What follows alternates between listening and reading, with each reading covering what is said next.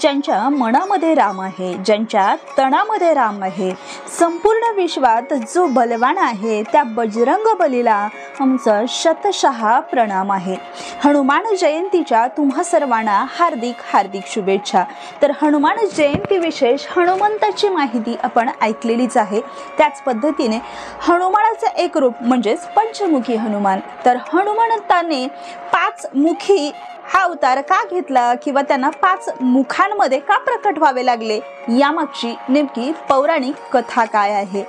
तर हनुमान म्हणजेच शक्ती, बुद्धी, भक्ती याचं मूर्तिमंत उदाहरण म्हणजेच हनुमंतराय। भक्त आणि दैवत अशा दोन्ही भूमिका हनुमंतरायाच्या रूपाठायी एकवटलेल्या आहेत। अंजनेय, मारुती, रामदूत, महारुद्र अशा वेगवेगळ्या रूपांमध्ये त्यांना पूजलं जातं। हे अतिशय लोकप्रिय दैवत आहे। वैष्णव, शैव, शाक्त अशा भिन्न भिन्न संप्रदायांना ते आपले स्वतःचे दैवत वाटते। राम उपासकांची तर हनुमंत आपली कुळवल्ली हीच मुळात धारणा आहे। सगळ्यात श्रेष्ठ भक्त हा हनुमंत मानला जातो आणि सगळ्यात श्रेष्ठ दैवत सुद्धा हनुमंतच मानले जातात। या सर्वांच्या बरोबरीने हनुमंताचाही स्वतंत्र उपासना संप्रदाय भारतीय उपखंडात विकसित आहे। हनुमंताला परमेश्वर मानून विविध रूपांमध्ये आपण त्यांची पूजा उपचार करतो। वाल्मिकी रामायण आणि उत्तरकालीन रामायणाचे विविध अवतार हे हनुमत विषयक साहित्याचे स्रोत आहेत।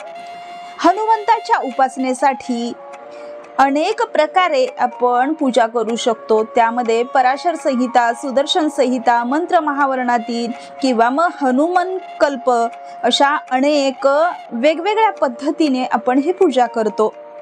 तर सगळ्यात जास्त पूजल्या जाणाऱ्या दास, वीर, प्रताप या हनुमंताच्या मूळ रूपांचे रामकथेमध्ये आपल्याला वर्णन आढळते।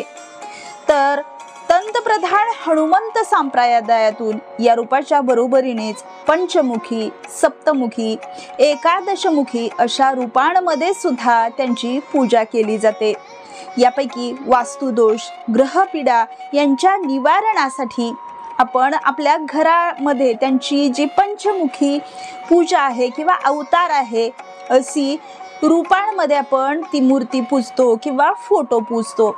तर आनंद रामायणामधील सारकांडामध्ये 11वा श्लोक म्हणजेच ऐरावण आणि मैरावण यांची कथा येते। संत एकनाथाच्या मराठी भावार्थ रामायणामध्ये युद्धकांड म्हणजेच अध्याय 51 ते 54 ही कथा येते। ज्या कथेमध्ये ऐरावण आणि महिरावण असा नामभेद होतो।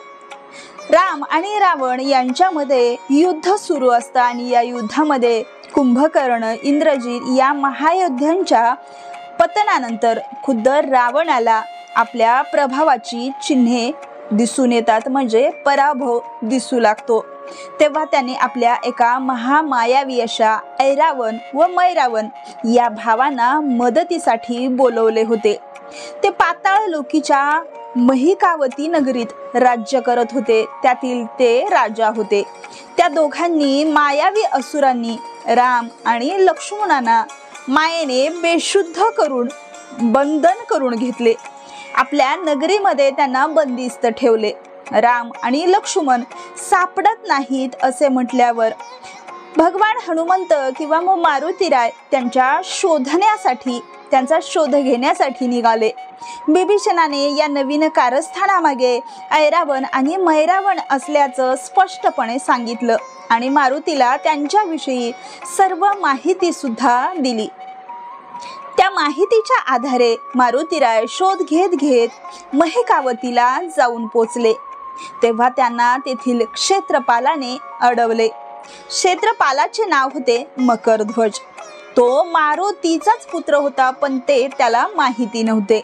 लंका दहन करून जेव्हा ते आपली शेपटी मारुतीने समुद्रामध्ये डुबवून शांत केली होती, त्यावेळी त्यांच्या घामापासून घसा खाकरून आलेशच्या रेशमा जी थुकून टाकली होती ती एका मगरीने गिळली होती आणि त्यांच्या घामापासून त्या मगरीला एक पुत्र झाला होता, तो म्हणजेच मगरध्वज, आणि तो आता या पाताळ लोकांचा सेनापती होता.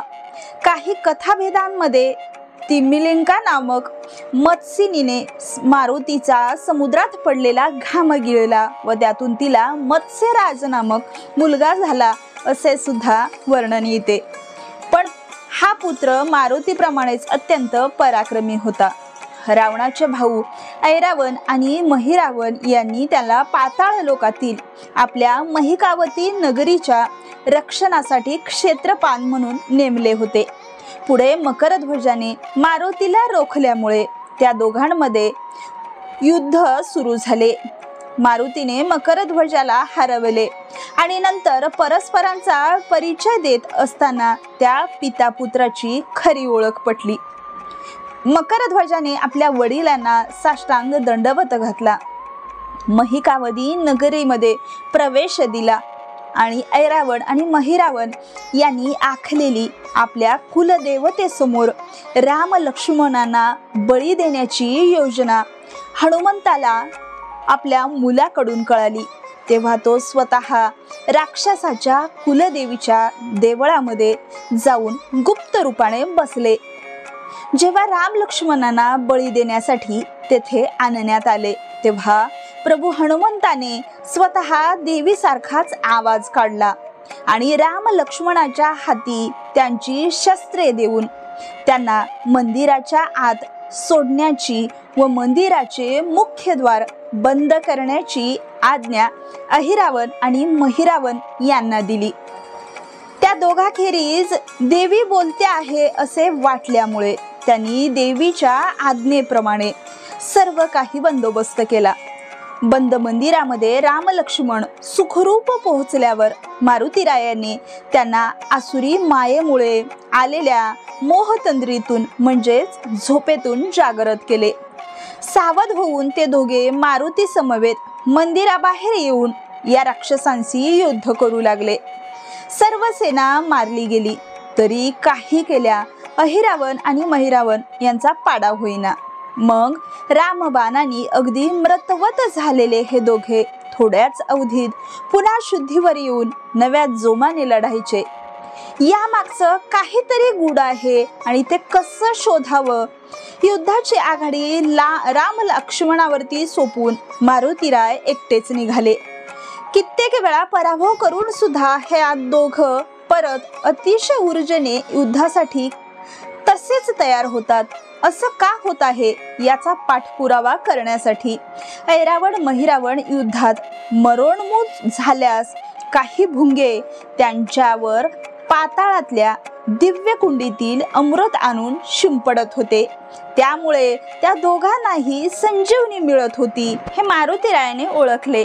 कारण ते जेव्हा जेव्हा मरून पडायचे तेव्हा पाताळ लोकातील भुंगे त्या अमृतकुंडातील अमृत घेऊन यायचे आणि त्यांच्या देहावरती शिंपडायचे. त्यामुळे अहिरावण आणि महिरावण परत जिवंत व्हायचे.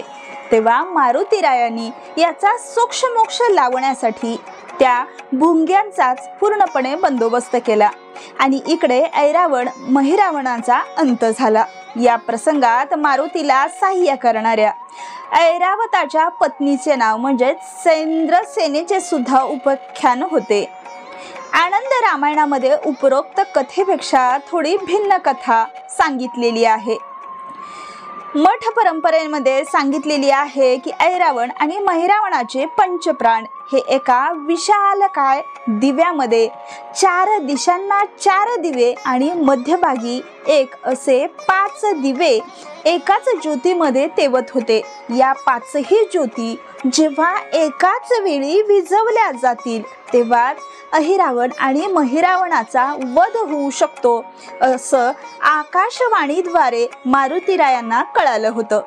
दिव्याच्या प्रचंड आकारामुळे एकाच झटक्यात 5ही ज्योती विझवणं काही शक्यच नव्हते. कारण तो दिवा खूप मोठ्या पद्धतीचा होता आणि 5 ठिकाणी म्हणजेच 5 दिशेला 5 त्याची तोंड होती. तेव्हा मारुतीरायाने रामनामाचे स्मरण केले अचानक हनुमंताच्या देहावर विविध दिशांनी पसरलेली 4 मुखे प्रगट झाली। तेव्हा याच रूपाला पंचमुख म्हणजेच प्राणदेवरू म्हणून संबोधले जाते। या पूर्व दिशेचे मुख हे कपिमुख म्हणजेच खुद्द मारुतीरायांचे मुख आहे। दक्षिण दिशेकडील मुख हे सिंहाचे आहे, पश्चिमेकडील मुख हे गरुडाचे आहे आणि उत्तरेकडील मुख हे वराहाचे आहे।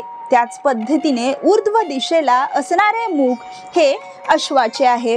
अशा प्रकारे 5ही दिशांना पसरलेल्या आपल्या पंचमुखांनी एकच फुंकर मारून हनुमंतरायांनी त्या विशालकाय दिव्याच्या 5ही ज्योती विझवल्या होत्या आणि त्यामुळे इकडे युद्धामध्ये रामाच्या हातून ऐरावण आणि महिरावणाचा अंत झाला होता।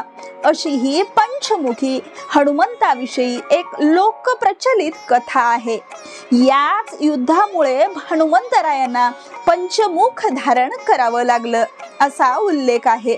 तर काही ग्रंथांमध्ये हनुमंताच्या या पंचमुखी रूपाच्या उपासनेसाठी कवच, स्तोत्र, मंत्र इत्यादी पंचमुख म्हणजेच पंचमहाभूते आणि शरीरातील प्राण, अपान, व्यान, उदान, समान या वायुपंचकाचे प्रतीक म्हणून वायुपुत्राच्या या पंचमुख रूपाची उपासना केली जाते, म्हणजे त्यांना पूजलं जातं।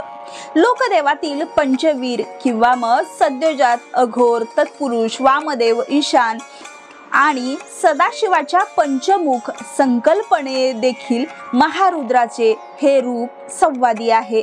नरसिंह, वराह, गरुड, हयग्रीव अशा विष्णू संबंधित मुखासहित झालेला हा श्री रामदूत हनुमंताचा पंचमुखी अवतार हा वैष्णवांना सुद्धा भावणारा होता। थोडक्यात काय तर हनुमंताच्या सर्वस्पर्शी दैवी व्यक्तिमत्वाला सर्वार्थाने व्यक्त करणारे सगळ्यात श्रेष्ठ असे हे पंचमुख आहे आणि हनुमंतरायाच्या या पंचमुखी अवतारामध्ये त्यांची जास्तीत जास्त पूजा केली जाते। याच पूजेला खूप महत्त्व दिलं जातं।